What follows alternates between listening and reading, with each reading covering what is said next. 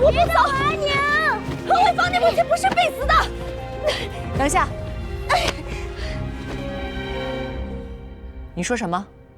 你母亲当年并非染了病，而是被下了毒。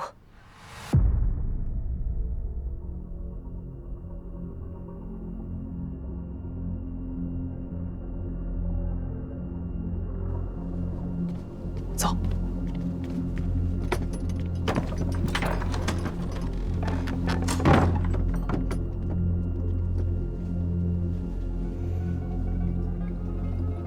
接着说。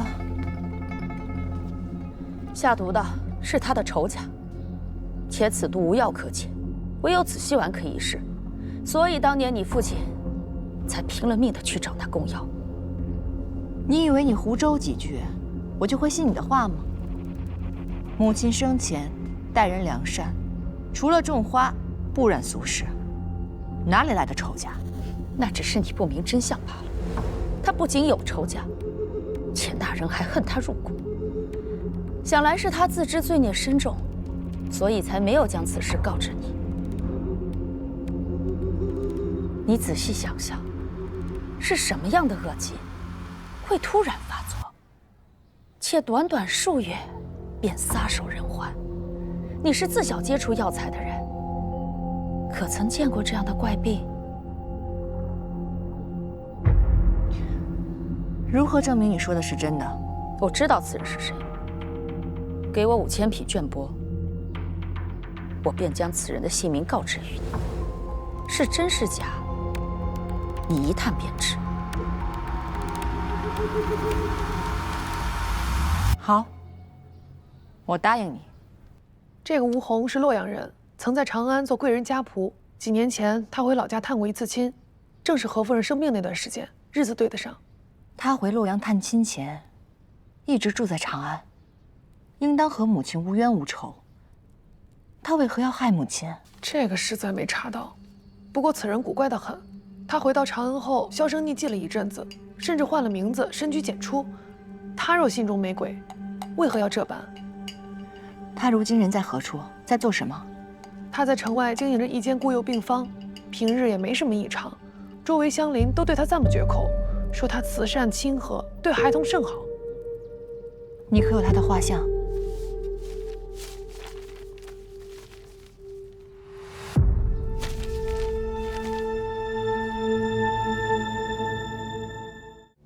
是你下毒杀了我母亲，对吗？是我。为什么？那一年死的何止你母亲一人？那年我得知家里遭了水患，便匆匆地赶回了洛阳，心里灾后大疑。我眼睁睁地看着我的爹娘、妻儿都死在了我的面前。你可曾体会亲人尽丧的绝望？可这些跟我母亲有何干系？水灾死的是我们贫寒人家，病灾死的还是我们贫寒人家。那些官吏、富商全都躲在宅子里避疾，他们得了病也不怕没钱买药，而我们呢？我们这样的人只能等死，我怎能不恨？你可知最后死在我怀中的是我那尚未及笄的孩儿。他瞪大了眼睛，死不瞑目。我当时满心的仇恨，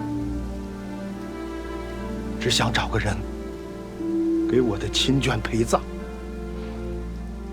可高门大户岂是我随便能够进入得了的？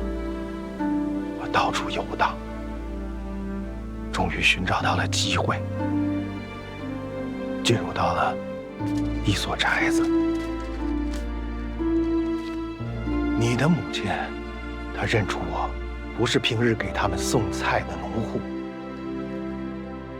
我便跟他说，我的家人都已经死了，无钱下葬，我才找了这活。他便给了我2吊钱。我不需要他的施舍，我也不需要他跟我装什么善人。我只想让他给我的家人陪葬。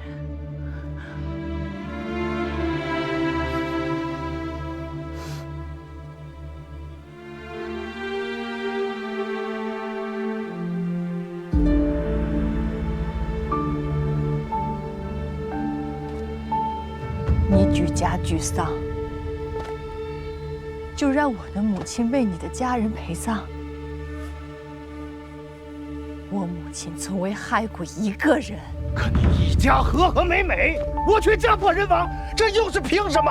要怨，只能怨你母亲的倒霉。是我母亲怜你不幸，才给你害了她的机会。是你是非不分，如今还没有愧疚之心。你既然已经找到我，那也是我的命。要杀要剐，悉听尊便。吴旦，随之。斯人已逝，你杀了吴伯又有何用？你知道为什么瞒我？为什么瞒我？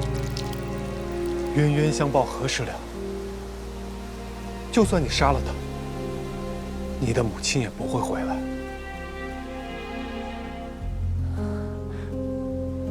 江长阳，你我俱是丧母之人，我曾经以为你是懂我的。让开！我让你让开！随之。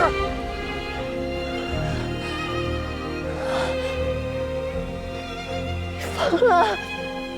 你疯了吗，江长阳？过去的就让它过去。吴伯亦是可怜之人。吴旦，放下吧。可怜之人？难道我母亲就不是可怜之人了吗？我母亲病重时，叮嘱我善待院中下人，特别是吴伯。这些年，吴伯清苦度日，尽心照顾院中孩童，他一直在赎罪。赎罪就能让我母亲活过来吗？赎罪就可以改变他是杀人凶手的事实吗？我母亲一生为善，亲手做了那么多的药包，发给看不起病的灾民。现如今杀我母亲的凶手就在这里，你却说让我放下，放不下，我放不下。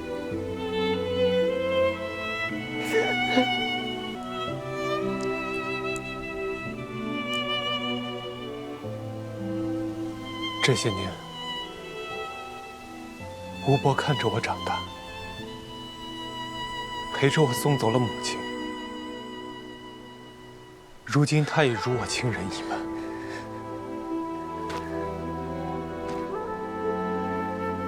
我不能让你伤他。小夫人，吴伯，不必多言。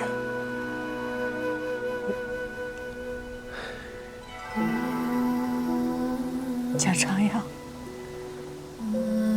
如今我才知道，你是一个不辨忠奸、不明事理之人。之前是我看错你了。